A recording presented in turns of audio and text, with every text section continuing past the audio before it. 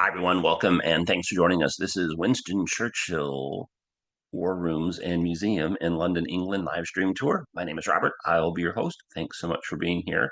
So today we are off to one of the world's great cities, London, England. And thanks so much for being here. We're going to be talking about Winston Churchill. So appreciate all of you joining us. Before we begin, let's do some quick introductions. My name is Robert. I'll be your host.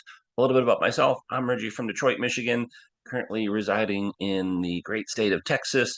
And I'm not from London, but I have British ancestry. And of course, I've been to the Churchill Museum. I'll talk more about that a little bit later. So thanks for being here. My favorite historical figure, I'll go with Abraham Lincoln. And we also have our good friend Patty joining us. Hi, Patty. How are you? And do you have a favorite historical figure? Yeah, I was already going to say Abraham Lincoln because I think he is a figure that faced one of the greatest crises in American history after we'd already been trying to be America for a while. So to me, he was extraordinarily challenged, but also constantly challenged himself to meet the needs of the occasion. But one of the audience also brought up Eleanor Roosevelt, and she also is definitely one of my favorite historical figures. So one guy, one woman. Okay, awesome. Well, that's excellent choices. Thanks, Patty. And we also have our good friend Brad joining us. Hi, Brad. How are you? And do you have a favorite historical figure? There are so many of them, but yes, I do. I have to agree with you guys on Abraham Lincoln as having faced probably the largest crisis in our country. And I also like Eleanor Roosevelt because she was very outspoken and got a lot of things done where the politicians couldn't. Okay, excellent. Well, thanks, Brad. Thanks for joining us. And then I don't have her picture. Oh, sorry, Brad. Go ahead. I was going to say it's great to be here, and I wish everybody a happy 2025. Oh, yeah. Let's have a great 2025. Thanks, Brad. Appreciate that. And thanks, Patty. And then we also have our good friend Mary Beth joining us. I don't have Mary Beth's picture slide at this point in time, so sorry about that. Hi, Mary Beth. You want to introduce yourself and tell us who your favorite historical figure is? Sure, thanks, Robert. I'm Mary Beth Matthews. I'm in Annapolis, Maryland. I try to do in-person stuff around here in the Washington, D.C. area for the group. And my favorite historical figure right now, of course, it's Lincoln. That's just kind of a given, but it's Clara Barton because also, what she did during the Civil War, but also founding the American Red Cross. She had a lot to do with the Red Cross in Europe during the Franco-Prussian War. So we have she has an international, and I'm watching the chat, we definitely have an international group. So when you see Red Cross in your area, it has a lot to do with Clara Barton. So Okay, thanks for awesome. letting me join. Oh, no. Thanks, Mary Beth.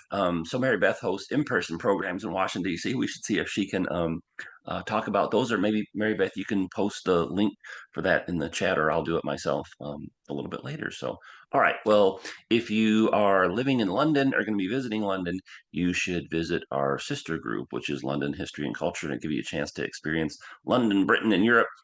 We host both online and in-person programs. In fact, we have a walking tour coming up this weekend in London. So if you're there, you can Google London History and Culture Meetup. It'll take you to that page, and you can sign up for either our in-person or online programs.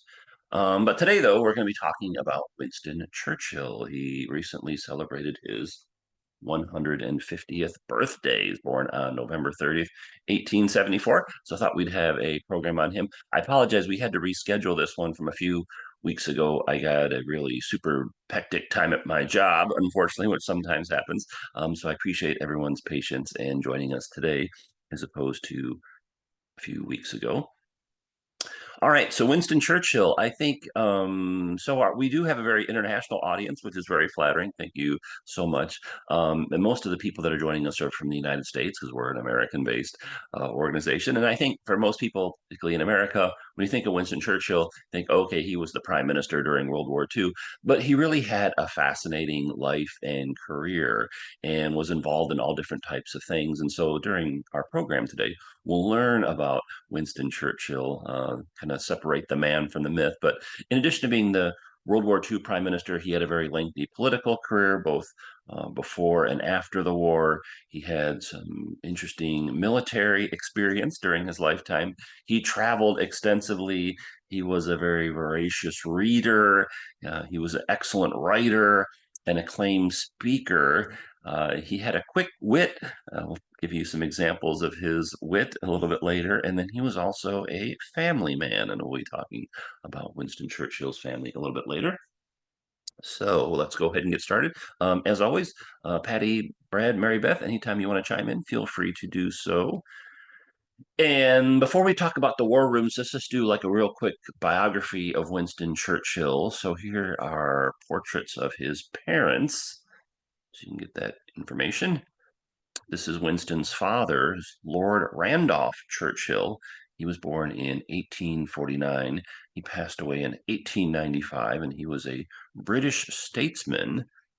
And some people might be surprised to learn that Winston Churchill had some American connections. His mother, Lady Randolph Churchill, was a Brooklyn-born socialite. So Winston Churchill's father, born in England, his mom, born in Brooklyn. Imagine that.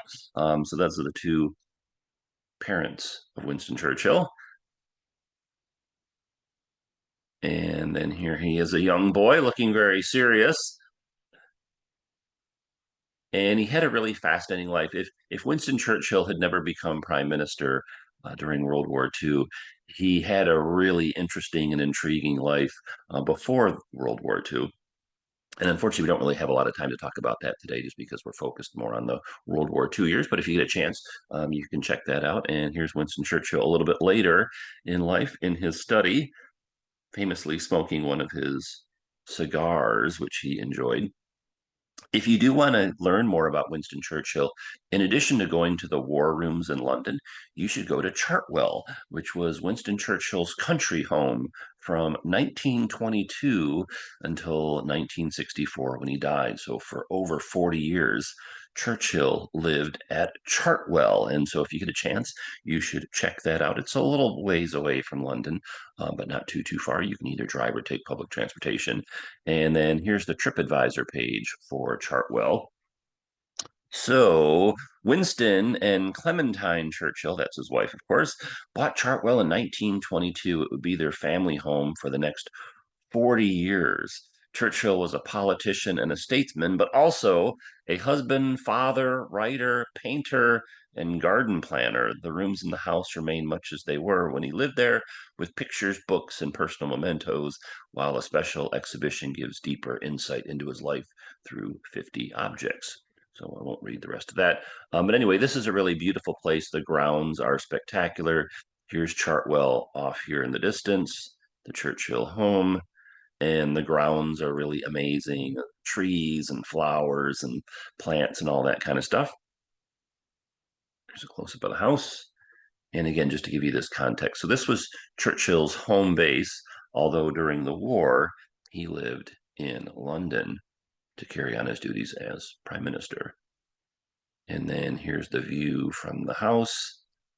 So again, really spectacular place. And I feel like maybe Americans don't know as much about this side of Churchill's life, or that maybe don't even know that this site exists. So again, if you visit England, want to learn more about Churchill, or if you're already living in the UK, you can go check this out. It's a really spectacular home. Here's the front. And then Churchill was a big reader, so of course his library was extremely extensive. And then they have this really cute statue of Winston and his wife Clementine. So good selfie spot. All right, but let's talk about Churchill's time as prime minister during World War II. He had a lot of really famous quotes, and I'll include some of those during our program today. Here's one. This was the time when he was going to become prime minister. He said, "I have nothing to offer but blood, toil, tears, and sweat."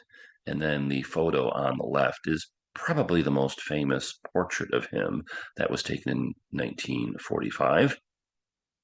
And then the Churchill War Rooms, which is what we're going to be talking about today, is one of a series of 5 museums that's operated by the Imperial War Museum, which is based in London. I think the most famous of their sites is the Imperial War Museum, London.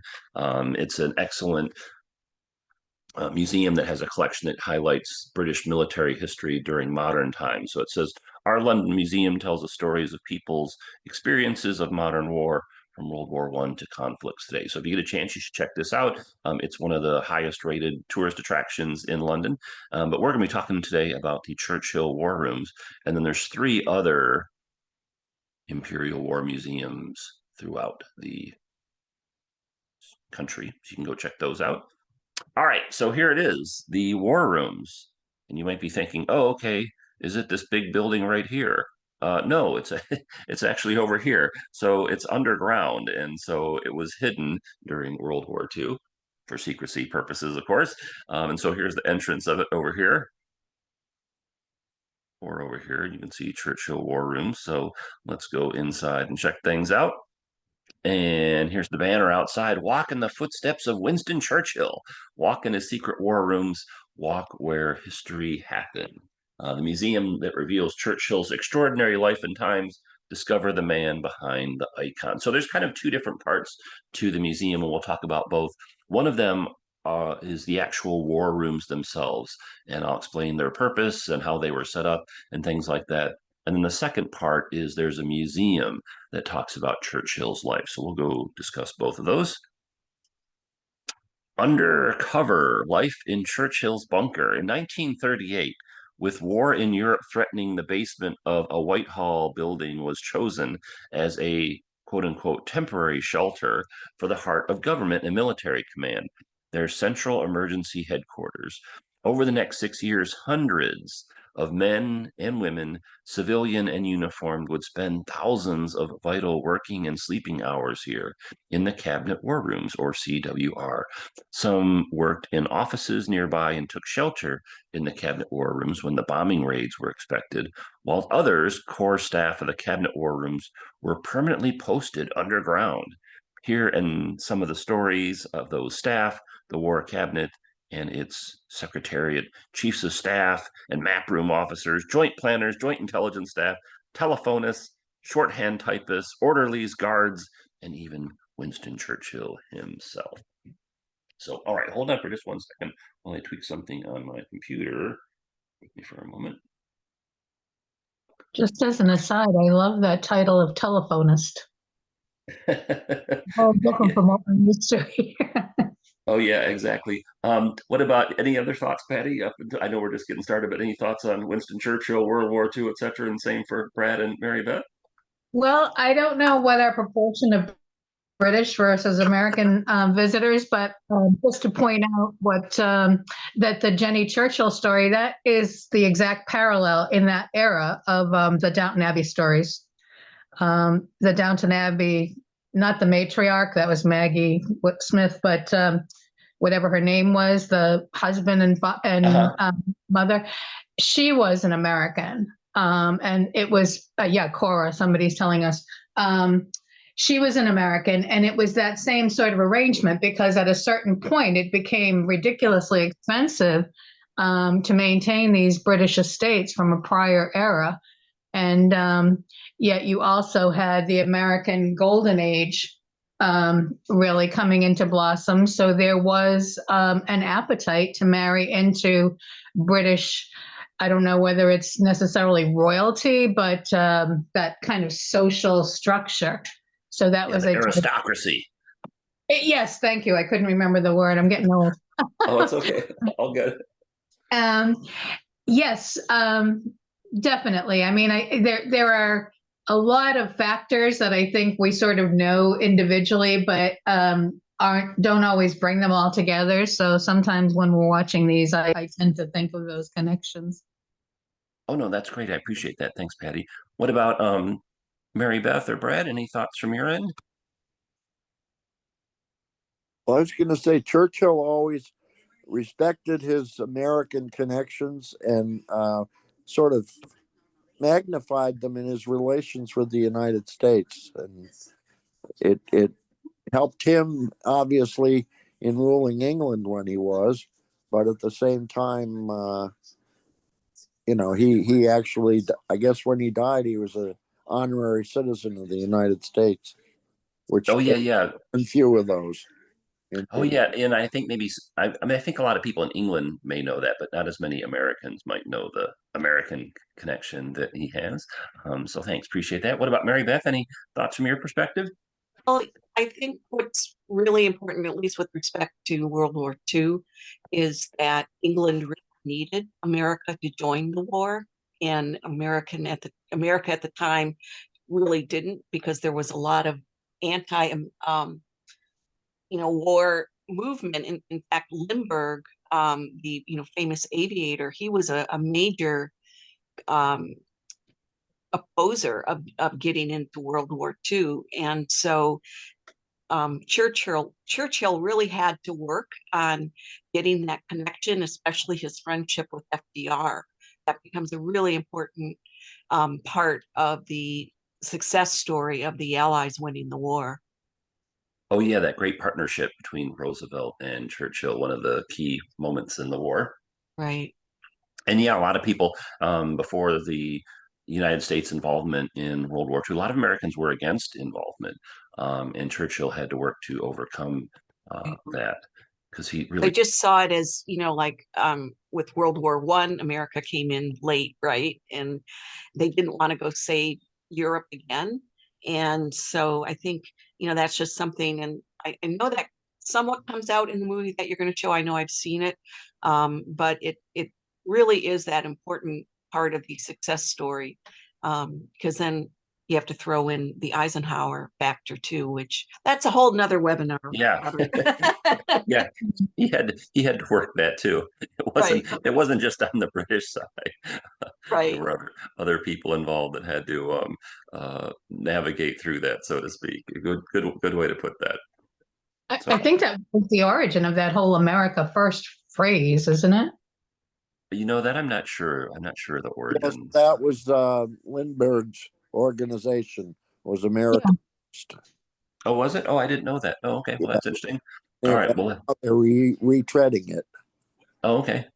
We actually have a program coming up after the first year on Charles Lindbergh, so you can be on the lookout for that. So, all right, let's continue on.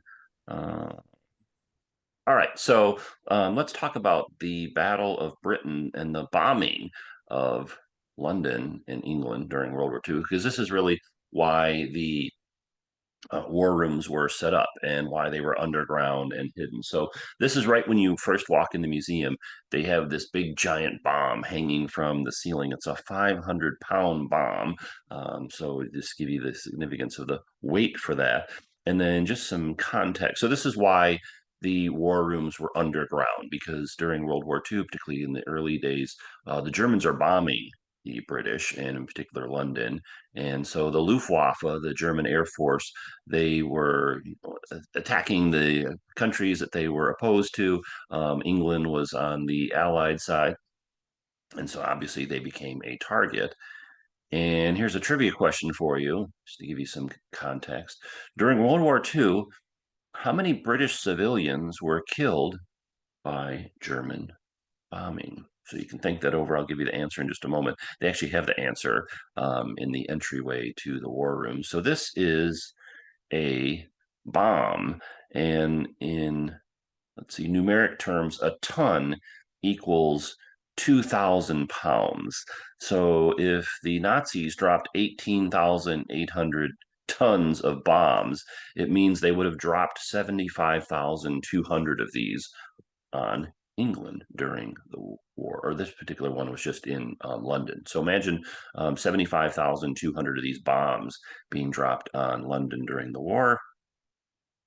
And then here is the amount that was dropped on Britain altogether, 71,270 tons, or 285,000 of these bombs. So again, a ton is 2,000 pounds. The Germans dropped 71,270 tons on Britain. So you basically multiply this times 4, and there were 285,080 of these dropped on Britain during the war. And then look at this, over 4 million private homes were damaged by the bombing. So there was a severe housing shortage because you have a number of homes being lost. You have people from other countries, like Americans, coming over. They need a place to stay. So there was a severe housing shortage during the war. And then look at this, 456,000 private homes were destroyed by bombing. And again, this is right when you first walk into the museum to kind of get the understanding of why this site was underground. It was to stay away from the bombing. And then here you go. Civilians killed in London during World War II by the bombings, 29,890. So almost 30,000 civilians killed just in London. And then throughout Britain, the bombing took the life of 60,595 civilians. So just to give you that perspective. And then, so here's kind of a summary of all those things. So the tons of bombs dropped on Britain and London, the number of homes damaged. I mean, look at that, over 4 million homes damaged. It really took a toll on not only the military population of Britain, but also the civilian population. And again, I think maybe sometimes people might not realize that or might not fully appreciate that, the number of civilians killed by the bombing. And there were some other civilians that were killed by kind of miscellaneous war-related events. This is actually one of the famous photos of the Battle of Britain. This is a Nazi Germany bomber flying over London. It's a really great shot taken from another plane up above it, but one of the more well-known photos of World War II. And then why is the bombing taking place? Well, Germany and Britain are at war. And then Hitler's plan was to invade Britain. So they put together this Operation Sea Lion. They were thinking that they would subdue Britain through the bombing and through the air war, and then they could do a land invasion across the English Channel. So this was the plan that Hitler had come up with. They never actually carried this out because they didn't win the Battle of Britain. And so that kind of threw a kink into Hitler's plan, so to speak. But this was the thought in 1940 that Nazi Germany is going to come in, they're going to bomb the British, particularly in London, and subdue them, and then they'll go and invade them. Because this is the formula that they had followed in other countries that they had taken over with. The Luftwaffe would come in, take out a lot of the military and things like that. And then the ground forces would come in and take over France and Belgium and Netherlands and Poland and stuff like that. So they had used this formula that Nazi Germany had for quite some time. It had been very successful for them, but it did not work that well in this particular case. And then myself, I'm originally from Detroit, but I've been fascinated by this topic ever since I think I was either in like the third or the fourth grade, and I read the Battle of Britain books. Like, oh wow, this is really cool, and so it just really kind of sparked a lifelong interest in British history, particularly at this point in time. So if you're wondering why a guy from Detroit is talking about this museum, it's because I think it's a great site and wanted to share it with all of you. So thanks for being here.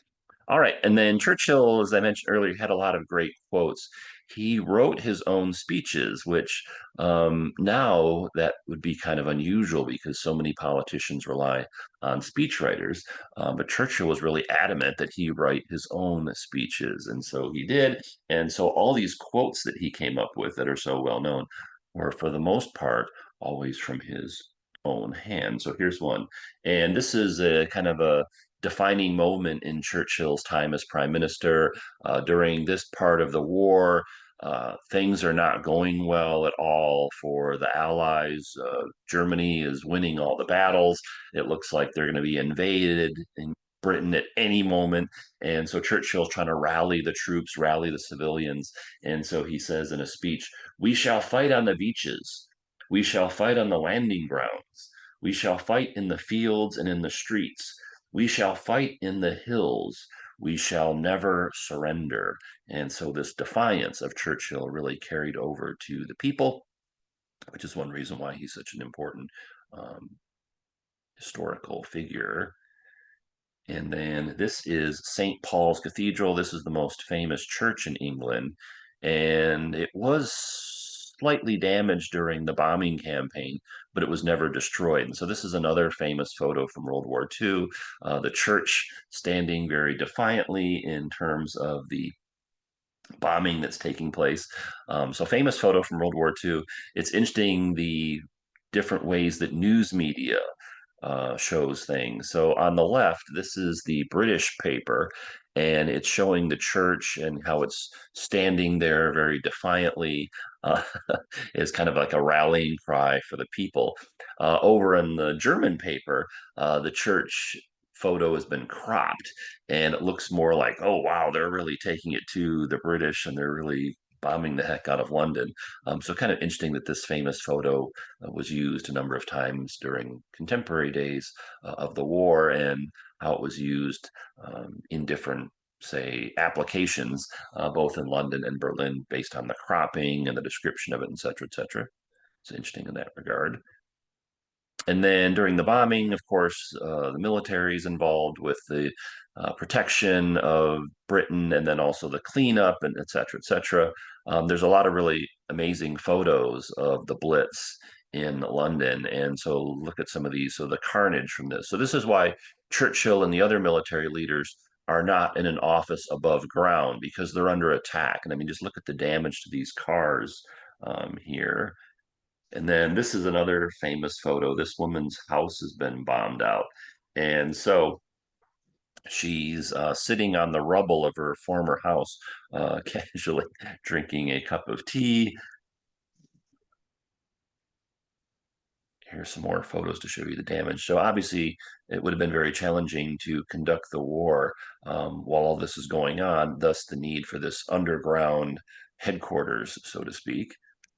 And that's what the The Churchill. Oh, sorry. The effects of this, Robert, too, John pointed out, grew up in Britain in the 40s and 50s, and he made the comment that these bomb sites in that era were their playgrounds. So this was present for much longer. Granted, the Americans had a lot of deep effects from World War II, but nothing like the idea that half of your city has been bombed. Do you know what I mean? Yeah, and your house destroyed. I mean, God, look at this one. This Yeah. crater has swallowed up a bus. And, and this was a constant threat for extended periods of time during the war. At any given time, the air raid sirens could be going off, and you could be under attack, and, your house could be damaged or destroyed, or you could be killed. So this was a really this was the real deal. It wasn't just like a one-time thing. This went on for extended periods of time. And then as you look at the photos of the damage, this was something that I found really striking when I visited London for the first time, because I had read about this, but I hadn't really seen pictures because I grew up before the internet. And it was just really incredible to see this. So, yeah, just, I mean, imagine living in a city like this that's under attack. There's the church again. M says the east of London was the worst damage. And then again, just the photos of people, kind of going about their business. A teacher here with some children, they're hiding, and a young girl with a doll. And then this is also a very famous photo. This boy's house has been destroyed, sitting there looking very kind of mixed emotions. So again, really a lot of great pictures from the Blitz in London. And then, people, though, had to go about their business. So just like in the US, a lot of women took to the workplace and were the driving force of the war industries, because they have to make guns and planes and tanks and ammunition, all that stuff. A lot of the men are off fighting. So shout out to the British women for taking over a lot of these industrial type jobs. And then it's also funny, we don't really have time to talk about it, but it's really amazing how the social fabric of the citizens in many ways kind of continued on as if nothing was taking place. So this is a famous photo, for well-dressed women walking down the street during the early days of war. So people challenged to kind of maintain their life as best they could with all this chaos going on of the war and the bombing and et cetera, et cetera. So just really incredible. So on the one hand, you have people working in factories and they're trying to support the war effort, but at some point in time, people kind of have to go about their business. It kind of reminds me of COVID. We all had to be very careful and cautious, but at the same time, people wanted to have a good time and things like that. So interesting photo from that regard. Well, there's the And slogan, what's keep coming, carry on. Yeah, keep calm and carry on. So, hey, where did that come from? Well, that's a British war slogan. You frequently see this. It's funny when you go to England, if you haven't been there before, you see this like incorporated in different modern contexts. Um, so, if you're wondering, like the history of this is like originated during the British War days.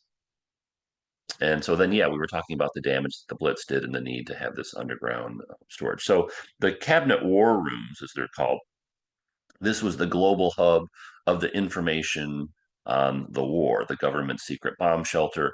It was an easy target, but it was never hit. So the Germans knew that this existed. They weren't quite sure where it was at. It was very secretive. A lot of people even in London didn't know exactly where it was at. I mean, um, there were quite a few people that worked there, but they, for the most part, kept it a pretty good secret, as you can imagine. And then here's another great quote from Churchill. He's talking about the war and Britain's effort during the war. You ask, what is our aim? I can answer it in one word. It is victory. And this is again the entryway into the museum. So Churchill greeting you to the museum.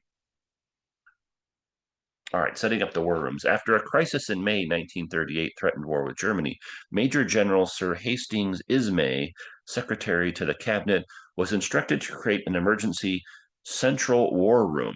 He formed a team to adapt the basement of the newest, strongest building in Whitehall and discreetly recruited staff. The cabinet war rooms, as they soon became known, opened on August 27th, 1939. A week later, the war broke out when Germany invaded Poland. So ironic timing there. And of course, the security for the war rooms was very, very tight. So it's really nicely done. They have these historical figures to kind of give you a sense of what it would have been like to be here. And it's really, it's very realistic when you walk through here. You really get a sense of like, oh, okay, yeah, this is actually still taking place. It's like going in a time machine. So here's one of the Royal Marine Guards keeping track of things. So this is not a real person, of course. It's a wax figure, but it's dressed in full uniform nonetheless to give you the sense of what this would have been like. And then here's another view. So most of these are pictures I took during visits to London. And a few of them I just got off the museum webpage, or a few of them are from friends, etc., etc. So if you're wondering where all these photos came from, a variety of sources. But yeah, he's looking very stern and poised here, so don't mess with this guy. The Royal Marine Guard. And then people had passes to get in the building. Now, some people were here 24 hours a day, 7 days a week. Some people just worked here, but they would go back home when they weren't working and live in their regular residence. Some people worked somewhere else but stayed here. So you have that combination. There's some people that are here 24 hours a day. Some people are only working here. Some people are only living here. But it's basically the government military command center during the war. And if you were going to be going into this place, you would need a pass, example of which is here. And then they were always worried that there was going to be an attack. So they'd actually had a lot of planning on drills on what would happen if either there was like a German commando raid on London to try and knock out this facility, or what if there was just an overall large scale invasion? What would they do? So there's guns all over the place. People had been trained with weapons. The thought was if there was some kind of attack, they could, hold them off as best they could with these weapons. So you see things like these gun racks in different parts of the complex, which is interesting. And then, as it mentioned earlier, so this is really the nerve center of all the information that's flowing in and out through the war. And you have to remember the technology back then was much less advanced than it is now. They didn't have email and the internet and text messaging and all that kind of stuff. But let's talk a little bit about the military intelligence, because information's being gathered from all over, not just Britain, but all over the world, and it's being funneled into this central location. So it's the command and control hub of the entire British military operation, which was extensive because it was World War II. So there's conflicts taking place all over the world. So they're gathering information from British military stationed either in Britain or in other parts of the world is funneling in through here. There's again a lot of great quotes from Churchill. Here's another one, and these are sprinkled throughout the museum site.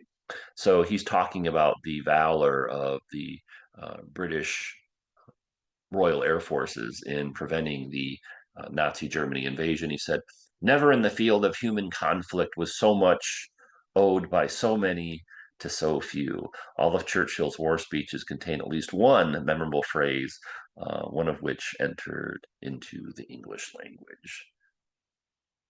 So you have a lot of civilians that are participating in the war effort, and particularly what they were oftentimes doing is they're on the lookout for German planes. They do have kind of some early radar, but it's not nearly as advanced as it is now. So they had to rely a lot on humans to be on the lookout for any pending air attacks. So a volunteer position that you could fill would be air raid warden. Here you can see some posters for this where they're trying to recruit people because there's, you know, England is a big country with a lot of geography, and so they needed a lot of these people. The military could not, they did not have the manpower to uh, fully be on the lookout for attacks. Yeah, the military was involved in looking to see if there were any attacks coming in, like this photo here. These two gentlemen, one manning the binoculars, one radioing in the information, but they needed civilians as well. They just didn't have enough staff. England's a big country. They could be bombed any point in time during the day, week, or month. And so you have all these different people filling these roles. And so when they get this information, though, like for instance, this guy, well, what is he going to do with this information? Well, it has to be funneled into some central location. And that central location was the war rooms. And so you have all these people collecting information, relaying it back to the war rooms so they can kind of coordinate and plan out what they're going to do, their response, and things like that.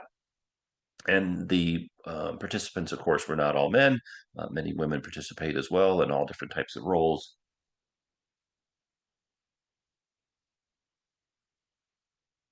And so people looking up and being on the lookout. So again, kind of just really interesting to think that, you know, people really had to be on alert 24 hours a day, 365 days a year, because you never know when an attack could take place. And then the information is going to London. And again, it's all going to be processed there. And then they're going to figure out what's going to happen with this information. So if there's an attack, they have to respond to it some way or defend against it. And so all this is taking place here. And it's just incredible to think how this would have been handled or managed in an era that had much less technology than they do now. So really incredible performance there. And then not only is the information coming in from Britain throughout the war, but there's military operations taking place throughout the world. So, for instance, here's a picture of Bernard Montgomery. He's probably the most famous military man during World War II, and he's viewing some maps here. So, his staff and others are funneling information into London as well. And then here's a funny quote from Churchill. He was having a discussion with Montgomery, and Montgomery said, "I neither drink nor smoke, and I'm 100% fit." And Churchill responded, "I both drink and smoke, and I'm 200% fit." So just to give you an example of the wit of Churchill, he's kind of maybe underappreciated in that area. All right, the Cabinet War Rooms provided a secret underground headquarters for the core of the British government throughout the Second World War. The rooms accommodated a wide cross section of staff, ranging from generals and the cabinet secretary to Royal Marine Guards and typists. The site was originally a basement store and was chosen because of its location being near to Parliament and number 10 Downing Street, which is kind of like the White House of England. Becoming prime minister in May 1940, Winston Churchill visited underground cabinet rooms and proclaimed, "This is the room from which I will lead the war."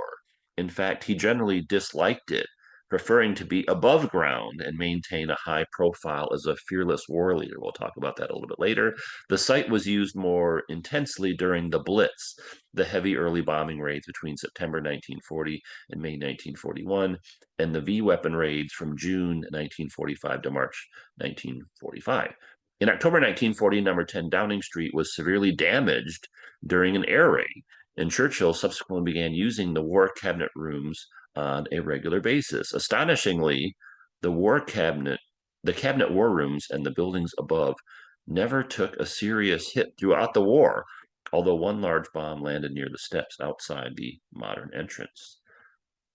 All right, so let's talk about some of the rooms that are inside. So pretend we're visiting here and you're going through the war rooms to kind of see what's here. This is probably the most famous of the rooms. It's the map room. And again, they have these wax figures that are really lifelike to give you a sense of what it would have been like to live here or work here during the war. And then here's Churchill kind of giving his vision of what this site would look like. And, it's really easy to kind of maybe appreciate this site now because the war's over with and, the Allies were victorious and everything was set up. But, in the early days, they kind of had to figure out, well, okay, what is this site going to look like? Who's going to work here? How are things going to be processed and all that stuff?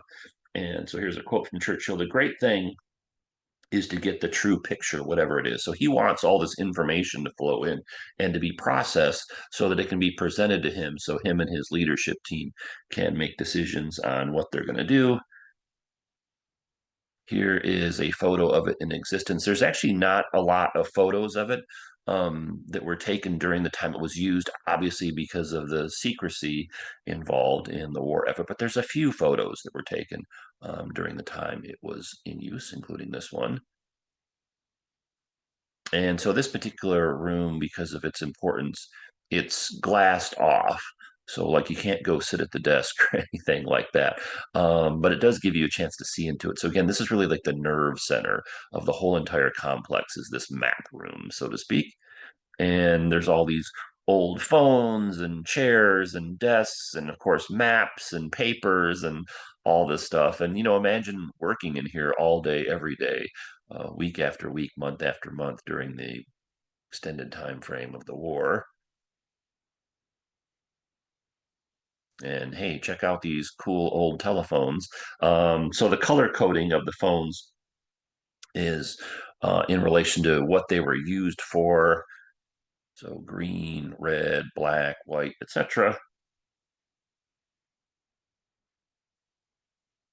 And this gentleman appears to be relaying a message over here. And then look at the cigarette ends. That may seem kind of funny now, but the attitudes towards smoking was a little bit different. So people that worked here talk about the amount of smoke that was in a lot of these rooms because smoking was more of a thing back then, and they did have some ventilation. It wasn't the greatest, so that caused some issues. But yeah, just look at all the papers and the maps and the phones and stuff. Really interesting. And then here is one of those old phones. I don't recall using this type of phone in my early days, but perhaps some of you might recognize this style of phone. Made from Bakelite, Robert. Oh yeah? Oh, I Yeah, didn't know that. yeah, No, that's those cool. old Bakelite phones. Wow. So yeah, I mean, I know all this vintage retro stuff comes back into style. So hey, if you need Oh, a it's always in style if you're a certain age. well, yeah, it's got such a cool design. I mean, wow, look at It that. is. And the color, Yeah, the color fantastic. And kind of reminds me of that stapler in the Office Space. Yeah. What's that, Brad? there's no dial. Have to go through a central switchboard with that. Oh Good yeah, point. yeah. Thanks for mentioning that. Yeah, we'll talk about that. So yeah, you don't just start pressing buttons on here like you would with your iPhone. So yeah, I mean these two guys here are having a conversation, and during the war, and most times there would have been a lot more people working in here. They just had a few wax figures just so you can get kind of a sense of how it would look, and so they don't obstruct things. But all the papers. So this would have been the flurry of activity would have been taking place here. Somebody asked a question about the black tubes, asking if they were the old-fashioned pneumatic. That was a common way back then. We even had them in department stores in the city where I grew up. delivering papers and material back and forth. Uh-huh. So the people weren't constantly running around in this cramped little space. You could actually connect things, and it would have a whole series of tubes, and the ones I'm used to. So you had to know which department or place your particular piece of paper or message was going to. Yeah, just again, amazing just the technology differences between then versus say then. Okay, so here you have a guy at the other end of the desk, and there's all different types of military personnel from the different branches that would have been stationed here, of course. And this is an era before the big computer. So if you're wondering where his laptop is or his iPad, well, they don't have those yet. And then another view. This is an interesting thing here. I'll talk about this in a minute. These are sugar cubes over here on the bottom left. We'll talk about those a little bit later because a lot of us need sugar to get us through our days. But yeah, they still use those at the bank. I had that experience just a couple weeks ago to go to the bank. They still use those pneumatic tubes to get things from point A to point B. And then you can see over here is a map of the world. This gentleman, he's putting information on the different positions of the military groups. So yeah, they only have 3 figures in here, but during the war, most times this would have been really a lot of activity taking place here. And again, one of the more well-known rooms or more popular rooms of the complex. All right, so there's rationing going on during the war.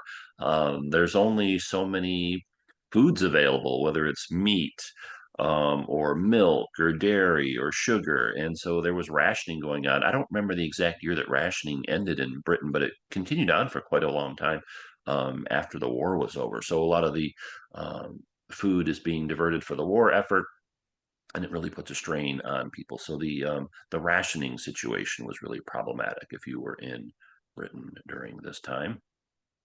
And sugar, because it's not grown in England, has to be imported, and imports are all messed up because of the war and all the things taking place. So sugar was extremely limited.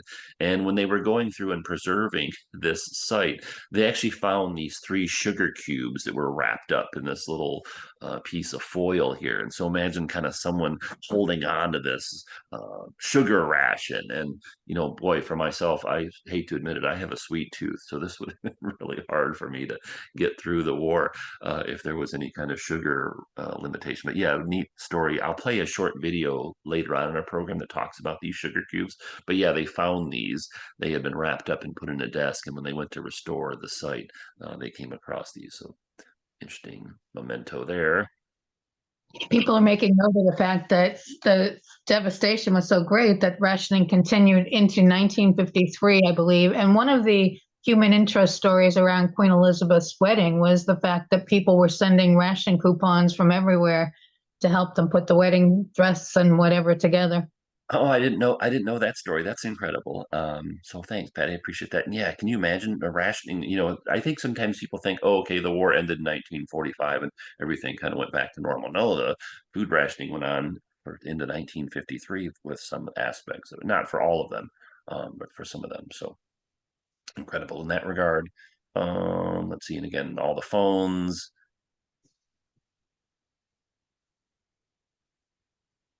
And so just imagine a bunch of people sitting at these desks working the phones, information's being relayed in of what's going on. Churchill and his staff, the leadership team, they want a really clear as possible understanding of what's taking place so that they can make decisions.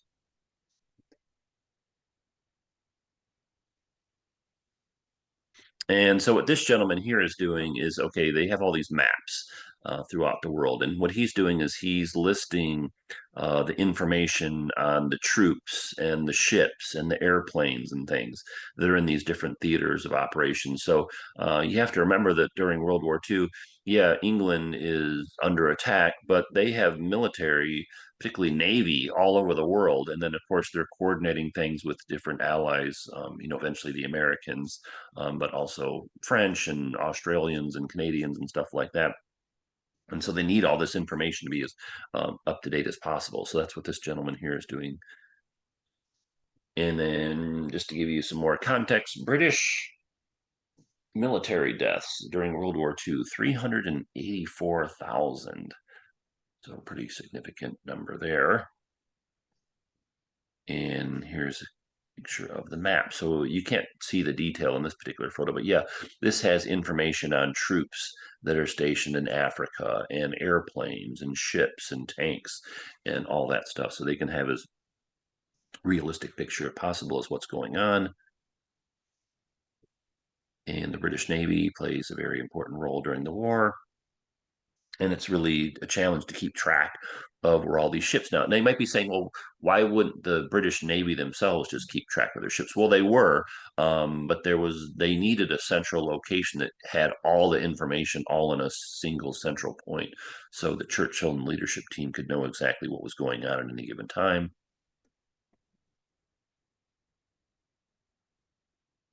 And again, this is the map room. Here's our guy here. So imagine these phone calls coming in, or these wire messages relaying what's happening, and then the maps and the other reports being updated.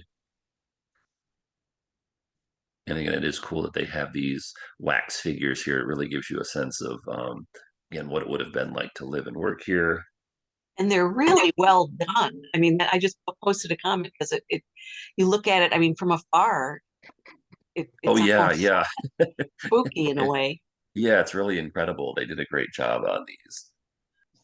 I think if I'm not mistaken, they've won awards for the figures there in the way that they were represented. But yeah, I mean, as soon as you update this map, because there's so much going on during the war, it's immediately outdated to a certain degree because things are constantly changing. There's battles taking place and troops being deployed and all those kind of things.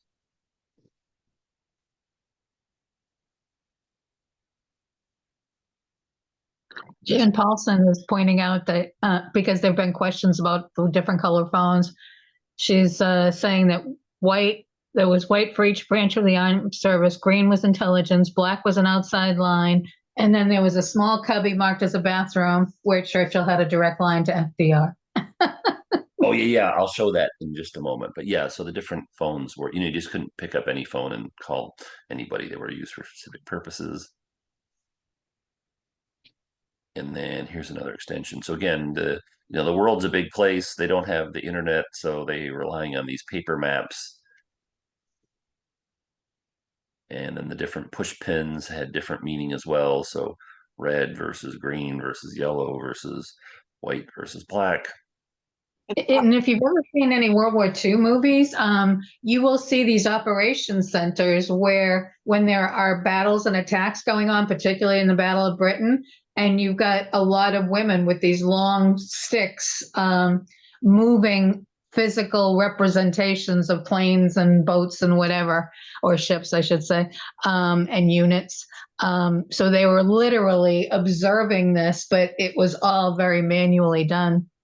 Yeah, that's the incredible part. Yeah, this is all manual. They don't have any computers doing all this stuff. It all has to be done by hand. And then this war was just so much more complex than anything that had ever taken place in history before. And the technology kind of had to rise to the occasion, the processes and things of tabulating all this information had to change and stuff like that. So yeah, really incredible. I think maybe some people might look at this now and be like, oh, okay, well, yeah, whatever. But this was new. They hadn't had to deal with these complexities before. They even had to keep track of what's going on in the Eastern Front with Russia.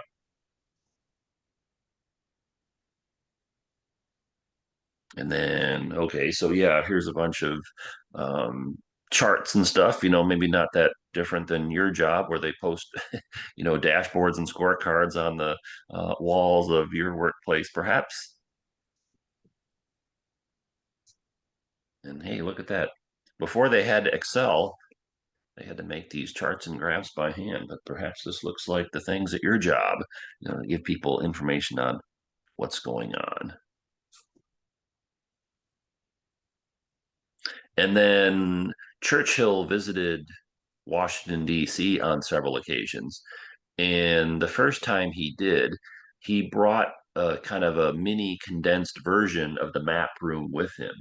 And it was set up, and Roosevelt saw it and thought, "Oh, wow, that's great. I need something like that at the White House."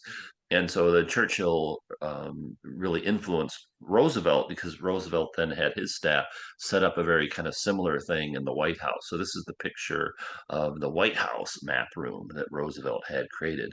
But it was done so after he saw Churchill's kind of mini traveling map room that he had brought with him. So that, because, during the war, Churchill visits Washington, D.C.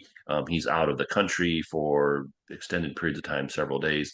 But he needs to maintain what's going on. So they would pack up some of the stuff and take it with him so that he could just be in control. And Roosevelt saw Robert, it. But I'm putting together, it's going to be a very short presentation. I couldn't get it done in time for this, but there's the whole story of the globes that FDR, gave Churchill this globe. And there's one at the Library of Congress. There's one at Churchill's is at Chartwell's now.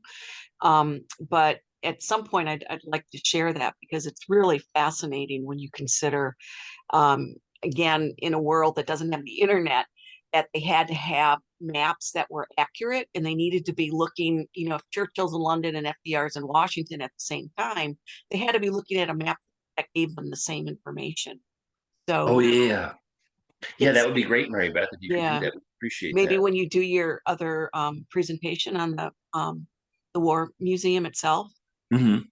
Yeah, and I'm old enough to remember when we had a globe in our house, because that was kind of a sign of someone was worldly if you were, interested in geography and other countries and stuff. But you don't really, when you go into homes these days, you don't really see globes anymore usually. But that was kind of a thing back in the day. And so, yeah, if you're obviously the leader of a country, having a globe would be very important. I was During just global war. I was What's just that? thinking of that, Robert and Mary Beth, that when I was a child, it was rare to go into a home that didn't have at least one globe. For a Oh classroom. yeah. Hmm. Right. Yeah, I mean, you'd want to show people that you knew what was going on. And I mean, plus you had to look at it. I mean, it's not like you can, yeah, they had atlases and stuff, but I mean, how many people had like a map of France or something in their house? I mean, it was really like a teaching tool as well. So yeah, I mean, it served a variety of purposes. But yeah, unfortunately, you don't really see globes too much anymore in people's homes. They're just relying on the internet. So all right, so this is like the meeting room. This is the war cabinet room. So there was the map room where they're kind of processing all the information. And then this is where the leadership team, Churchill and his staff, would meet to talk about what was going on, make decisions, etc. So this is another key space. This is the war cabinet room. Here you go. The war cabinet is the supreme directing body of central government, bringing together the prime minister and the principal government ministers across all parties. That's one thing that's interesting about British politics. Their cabinet is both of the parties. It's not just all one or the other like it is in the United States. In war, the prime minister assembles a select group of ministers as a war cabinet with executive powers to facilitate the decision making process. Churchill succeeded Neville Chamberlain as prime minister in May 1940. His war cabinet never comprised more than 8 members and was a coalition of conservative and labor ministers. Churchill also took the role of minister of defense. So a couple things there again for Americans. I know different presidential administrations have had someone from the opposition party, but it's really rare. Whereas during this time and other times in British history, yeah, the war cabinet was both parties. So that's an interesting aspect. And then during this time, it says Churchill also took the Minister of Defense role. So imagine if you had the President of the United States, and then also the Secretary of Defense was the same person. Those roles have always been split. Yeah, the President has been the Commander in Chief, but during modern times, there's always been a Secretary of Defense who was a separate person. But during the war, Churchill actually filled both of those roles, which is interesting. And then here's a photo of his war cabinet. The membership of the cabinet changed throughout the war because it went on for so long. But here's an example of some of the staff members, military men for the most part. And then here is Churchill in his war cabinet room. Oh, here's Philip. He says, I have a globe belonging to my grandparents with countries as they were about 1910. Yeah, that's cool. I mean, those can really be family heirlooms. Let's see. The War Cabinet Room has been laid out to show how it would have looked on Tuesday, the 15th of October, 1940, shortly before the 5 p.m. meeting of the War Cabinet. The majority of the meetings of the War Cabinet in September, October, November 1940 were held in this room, and almost all the meetings of the Defense Committee took place here during the autumn and winter. So the room was this complex is pretty big in terms of space, but you got to remember there's hundreds of people living and working here, and space was at a premium.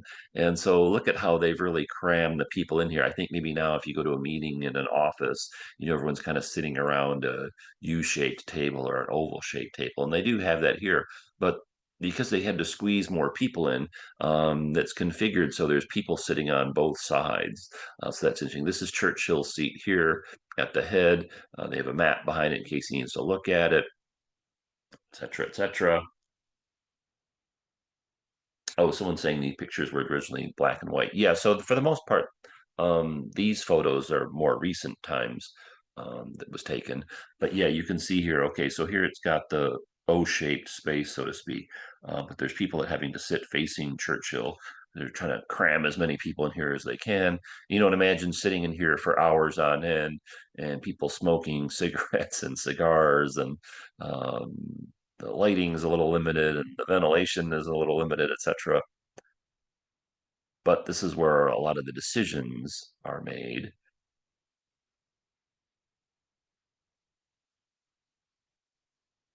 And this gentleman in the wax figure, he's setting up the room. So he's putting the papers in front of the different people's desks.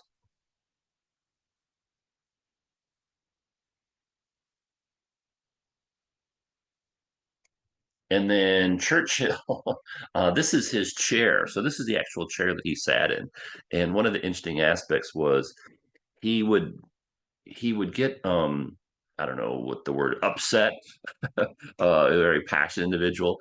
And so what happened over the course of time, he would like grab the ends of the chairs to try and like control his emotions. And his ring over the course of time caused this damage to the wood. So all this like scuffed up stuff is from Churchill's wedding ring driving into the wood of the chair over the course of several years. So that's kind of an interesting, unique aspect. But yeah, this is the actual chair that Churchill sat in. So it wasn't, the big fancy leather chair like you'd expect a leader to have now, but interesting that the wood was damaged by his ring from gripping onto the chair. And then here's another one of the rooms. This is the chief of staff conference room. So again, sitting around the oval table, like maps on the wall. It's also interesting that it's not as aesthetically pleasing as it would be now. So like if you think, okay, the chief of staff conference room, oh, that's going to look really nice and be decorated nicely and have plants and all that kind of stuff. But well, no, this is in like the basement. So I mean, they're just doing the best they can. So a little limited on the aesthetics. It was definitely function more important than aesthetics. And again, more maps on the walls. When you go to the museum, there's a screen in the back, and sometimes they show short videos so you can get kind of a sense of what it would have been like to participate in a meeting here. And again, just some other views. So again, just a really fascinating site to learn not only about Winston Churchill, but about British history and the war, and et cetera, et cetera. So kind of a really multifaceted historical site to visit. And it's pretty much as it was during the time of the war. There's quite a few spaces that the public can't access just because of I don't know, physical limitations of the site. But it is really amazing just to kind of walk through here. And again, you're really transporting in time to see what it would have been like to be here during World War II. Chiefs of Staff conference room. Of course, they don't let you sit in the chairs because people would do crazy stuff if they could. And then, okay, so Brad talked about this earlier, the fact that the phones didn't have the numbers on them because they went through a switchboard. So what would happen is you pick up the phone, there's a switchboard operator, and then they would connect you to where you need to go, or at least try to connect you where you need to go. So here's one of the switchboard room operators. There was another room that had a group of people, but this one is interesting because this person lived and worked here. So you have the young lady there and she's manning the switchboard. So, someone may maybe call in, hey, this is Montgomery. I need to talk to Churchill, and she'd patch them through, or vice versa. And now, since COVID, you've heard of people working from home. Well, hey, they had this concept a long time ago. So this woman here, when she got done with her shift, she could walk a few steps, lay down in her bed, and go to sleep. So, yeah, these are a combination of people working here, living here, some doing one or the other, but many doing both. You'll also notice here she's got the gas mask in case there's some type of attack. The typewriter where she's got her purse right here. And then, everyone likes to decorate their workspace. So she's got a couple of photos here, kind of.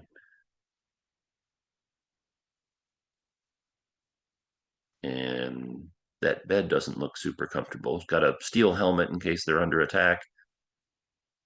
And so imagining being cooped up here for hours and days on end. And that was the case for many, many people. Interesting contrast. I mean, back then, you couldn't make a call without going through a human being. And nowadays, you can't make a call and speak with a human being. Yeah, you can't get a hold of a human being. Exactly. Back then, you had to have a human being. Yeah, thanks for mentioning that. That's really ironic, Patty, how things have, because so many people complain about, like, oh, I just want to talk to a human. Well, we talk a lot about what's all this mental health crisis. I always think that's part of it. They've removed human beings from all equations.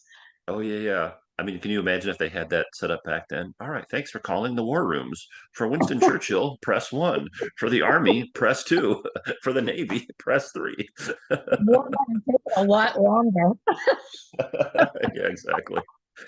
But yeah, so not all these spaces are unique and a little bit different, but so not everyone had the same exact setup. But this particular person that was stationed here, I mean, yeah, it's kind of they worked. Their home was their office. It's all crammed into the same space. So interesting in that regard. And not everyone had their own kind of private space like this. You might be looking like, oh God, wow, that would really be tough to be in that setup for days and weeks on end. But this would have been kind of a luxury accommodation because not a lot of people had their own private like bed. A lot of people had shared spaces, or they just had like communal beds. They would just go crash out whoever got the bed. So this would have been kind of a somewhat of a nice perk to have like your own private bed in your own private room, so to speak. Were you going to say something, Brad? I was going to say that people didn't take showers every day then either. Yeah, I didn't really dwell on that too much, but I yeah, that was fresh water was rationed too. yeah. That's Yeah. So a very, very, very different time. All Much right, so more there's intimate, shall we say. what's that? Much more intimate, shall we say. Yeah, much more intimate. And then there's a bunch of other rooms that you can visit of different kind of aspects of the war effort. So this is the headquarters of the GHQ Home Forces. GHQ Home Forces commanded most of the military personnel within the UK, and there was another group that would have handled the military forces outside the UK. So again, kind of a similar thing. You got the desks and the chairs and the cabinets and the ashtrays and the papers and all that kind of stuff.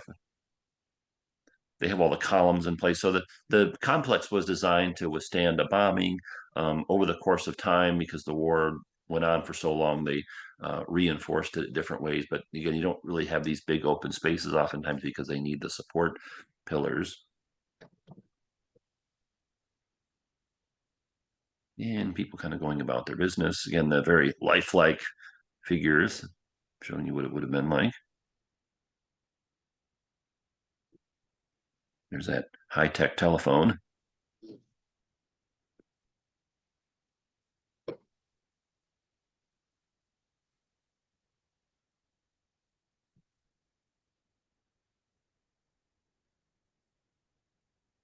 And them comparing a map. So again, as I mentioned earlier, there were a number of people that were here 24 hours a day. You know, they were stationed here. They both lived and worked here. There were some people that worked here but would go home. Some people did have that option, not all of them, but some did, and some could. Some would prefer to stay here because if there was a bombing going on, you got to figure this is probably the safest, most secure place in London.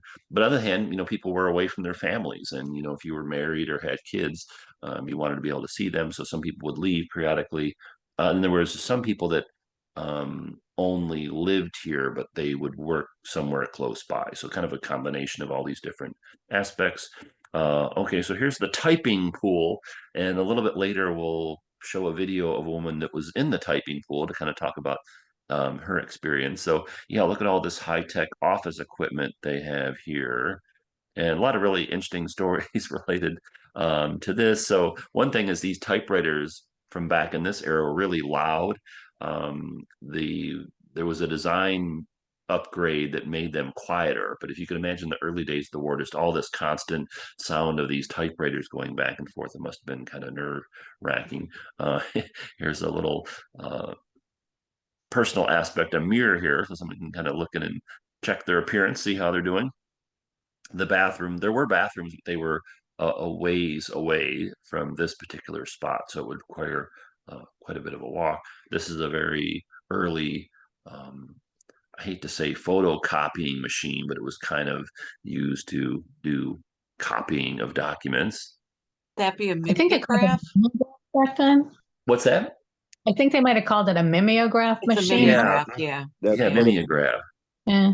I was going to ask too, Robert, the photo with one guy sitting down and one guy standing up, the seated figure looked an awful lot from that angle like George VI. And I was just curious whether he did in fact visit those war rooms. Oh, you know that I'm not sure, but yeah, I can see the resemblance there. on that. What's that? I would Would you say, Brad?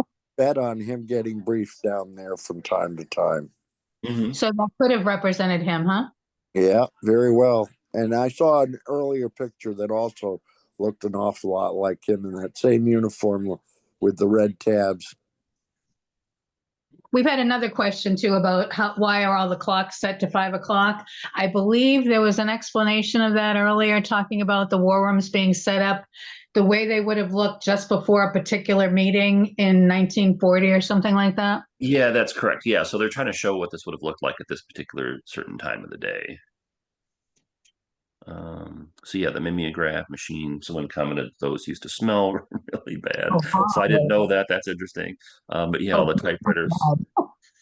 So again, you know, imagine, you know, now if they had a setup like this now, people would be like, oh my God, I'm in this bullpen and it's loud and I don't have any privacy in my cube and stuff. But, you know, people had to get by and do the best they could. So again, just imagine being, you know, cooped up working in here for hours on end. And sometimes the hours could be very long. You know, if there was important stuff going on, they needed the documents typed up. The hours could be very, very long. But they need typists. They don't have computers, personal computers back then. So imagine working here. See the Imperial Typewriter Company.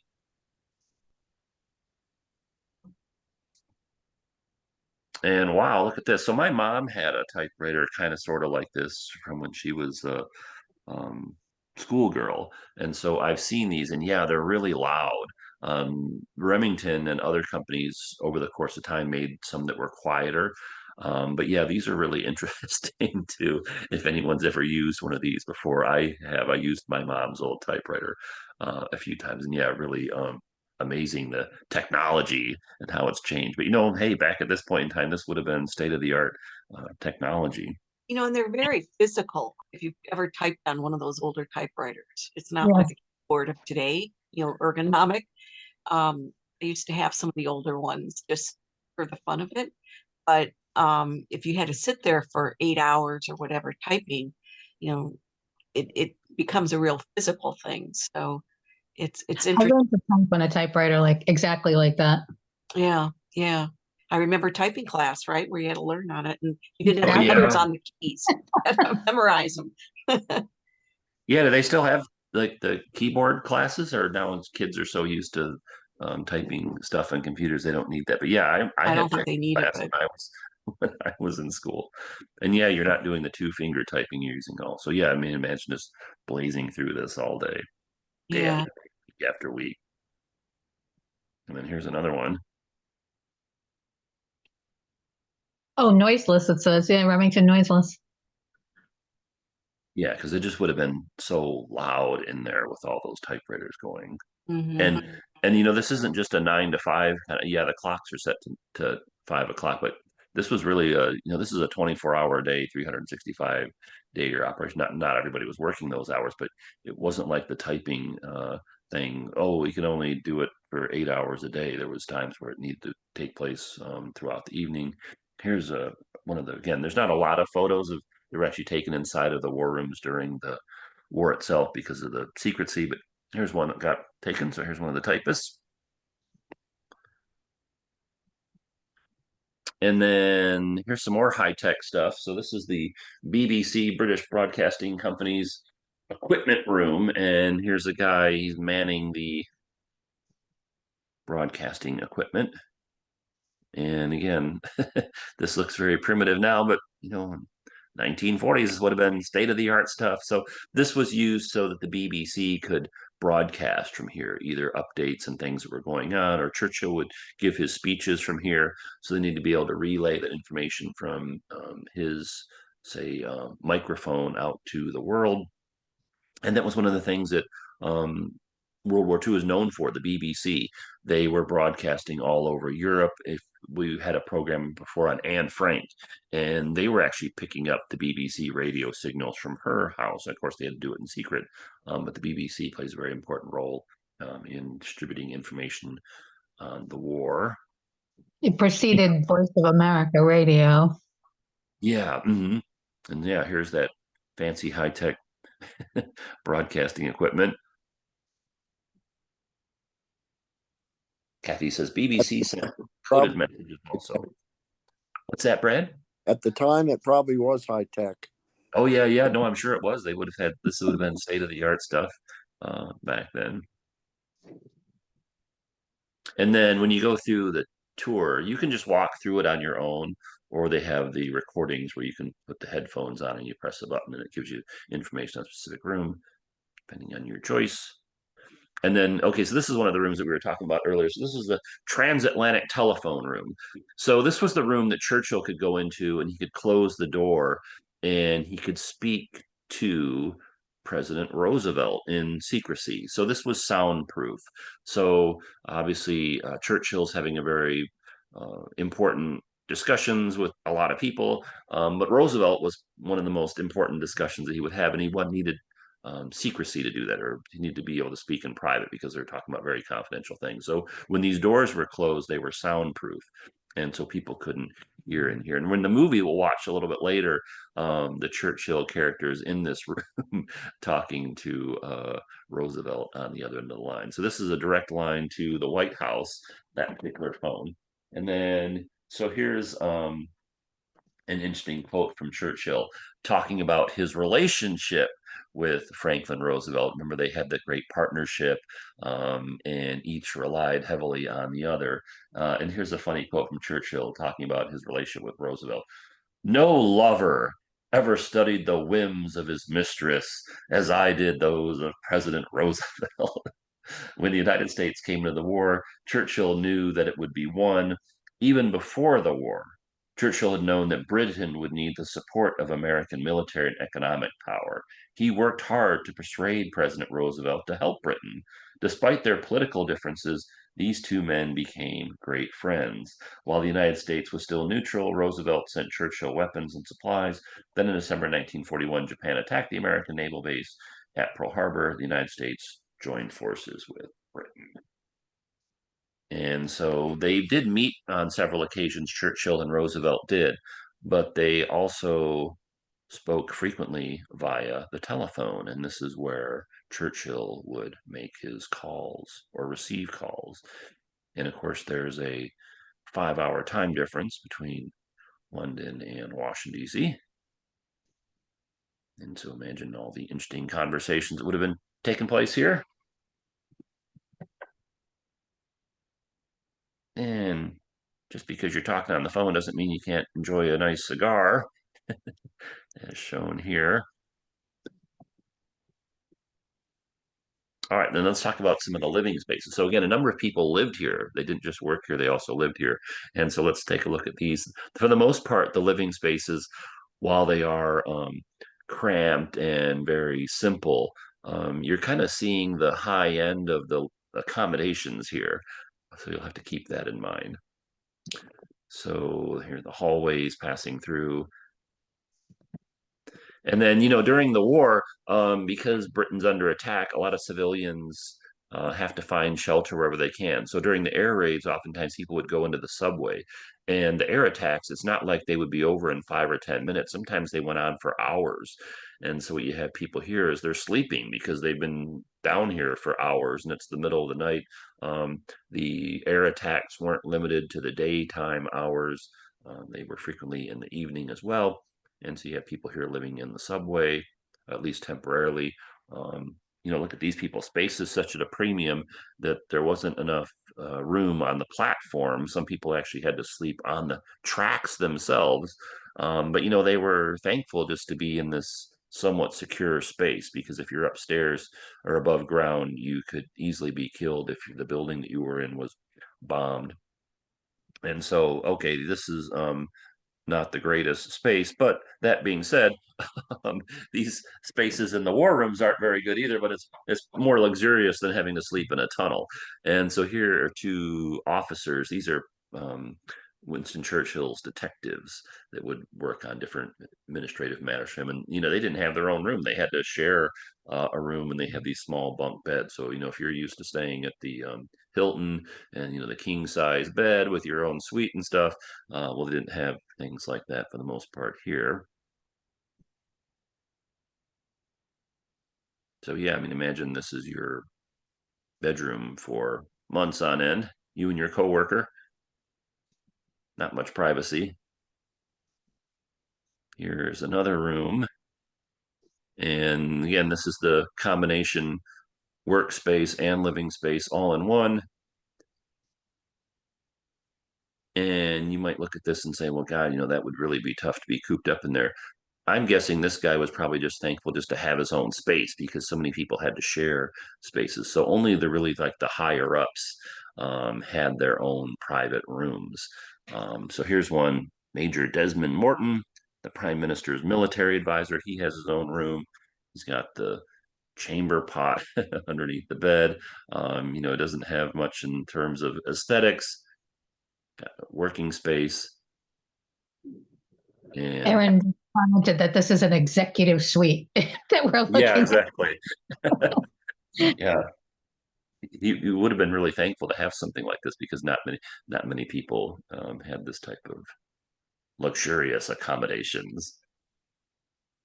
And again, there's in the winter it's going to be cold, in the summer it's going to be hot, and all that kind of stuff. There's no thermostat on the wall that you can adjust. Yeah, no evidence of central heating. Yeah, there's no limited switches, so you're going to be bathed in bright light whether you're awake or asleep. Yeah, and you're going to have the artificial light, so really challenging. Here's another view.